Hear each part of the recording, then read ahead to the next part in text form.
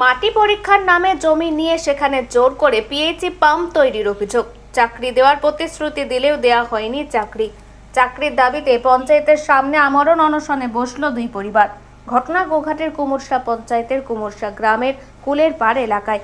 জানা গেছে ওই গ্রামের বাসিন্দা হারাধন ঘোষ ও রবি মণ্ডল নামের দুই ব্যক্তিকে 2015 সালে সরকারের পক্ষ থেকে 9 শতক জায়গার পাট্টা দেওয়া হয়।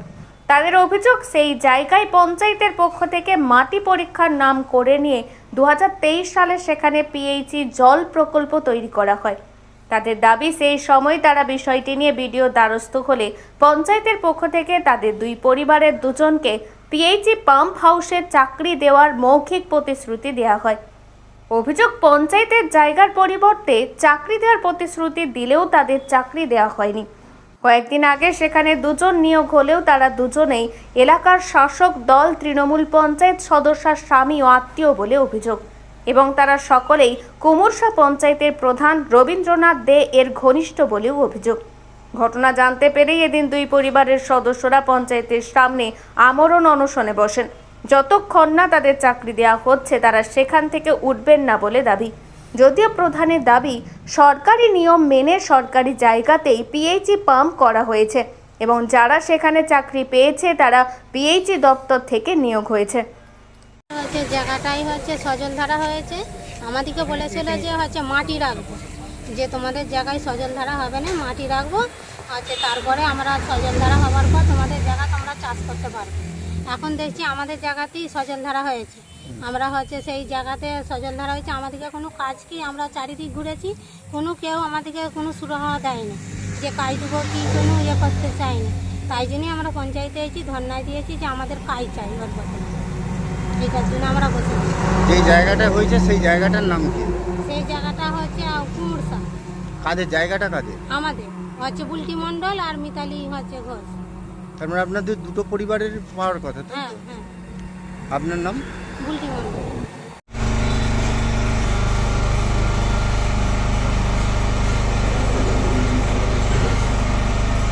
আপনারা শুধু চাকরির দাবি করছে না জায়গার দাবি করছে? চাকরির দাবি করছে। দেখুন, ব্যাপারটা এটা কুমুরসায় একটা আমাদের পিএইচির পাম্প হয়েছে।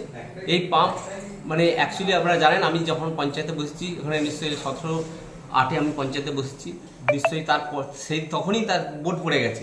অলরেডি নিশ্চয়ই তার আগের স্যাংশন ছিল, তাই বোর্ডটা পড়েছে, তাতে অসুবিধে কিছু নেই। ওনাদের দাবি জায়গা নয়, চাকরি চাই। চাকরি কিন্তু আমার ডিপার্টমেন্টে আমি বললেই আমি চাকরি করে দিতে পারবো, এটা কিন্তু নয়, ওটা ডিপার্টমেন্ট থেকে হয়েছে। আর একটা কথা বলি, ওখানে সরকারের জায়গা আছে 39 শতক, 38 শতক জায়গা আছে। ওখানে 38 শতক মোট জায়গা, যে দাগ পরিমাণ বলছে, সেখানে 29 শতক সরকারের, পশ্চিমবঙ্গ সরকারের এখন পর্যন্ত আছে। 29 শতকের মধ্যে আমরা মাত্র 12 শতক আমরা জনস্বস্তি কারাগারি দপ্তরের আন্ডারে আছে। বাকি সরকারের জায়গা এখনো পড়ে রয়েছে। ওনাদের পাটটা যে ওনারা অনশন দাবি করছেন, ওনাদের পাটটা 5 শতক একজন, আর একজন 4 শতক বলেছে আপনাদের কাছে। না, কতটা জায়গা আমাদের কাছে জায়গা কিছু বলেনি, যে ওনার জায়গা চাইছে না। ও অ্যাকচুয়ালি যে পাটটা পায়, ভূমিহীন যারা হয় তাদের এই পাটটা দেওয়া হয়। ওনারা আগের আমলে কিভাবে পাটটা পেয়েছে তার কোনো আমরা এর হদিশ জানি না। অতএব এখনও ওদের নামে অবশ্যই 5 শতক 4 শতক পাটটা আছে। ওনারা জায়গার দাবি যদি করতে পারে, অটোমেটিক জায়গা ওনাদের পড়ে রয়েছে, ওনারা জায়গা নিতে পারে। আমাদের এই তরফ থেকে আমাদের কোনো অসুবিধা নেই। Thank you.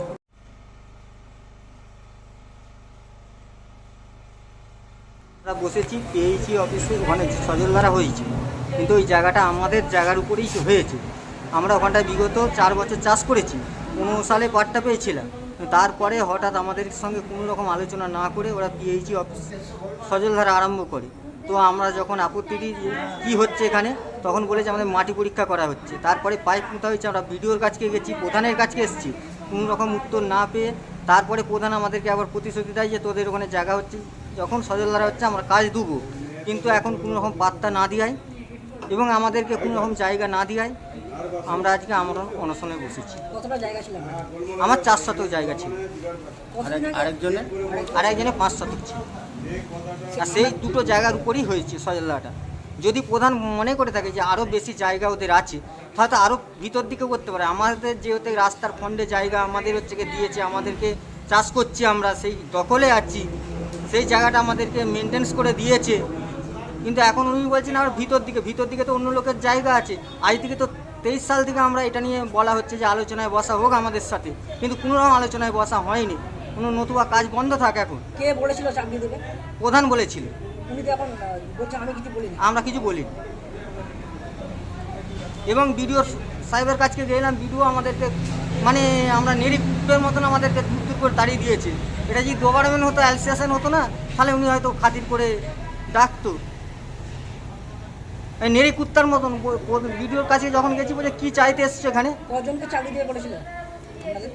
দুজনকে, যে দুজনের জায়গা আছে দুজনকে কাজের ব্যবস্থা করে দেওয়া হবে। এগুলো বলবেন? হ্যাঁ, কাকে কাকে? হারাধন ঘোষ আর রবি মণ্ডল। আপনার নাম?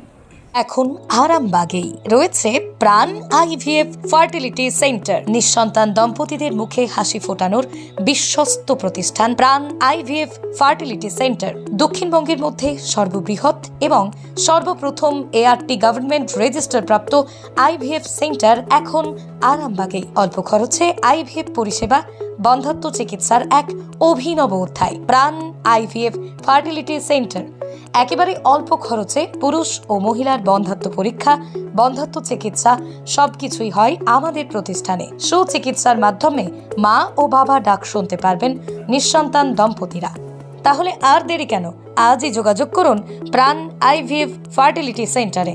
ঠিকানা বসন্তপুর, আমতলা, 2 নম্বর রেলগেট, আরামবাগ, হুগলি।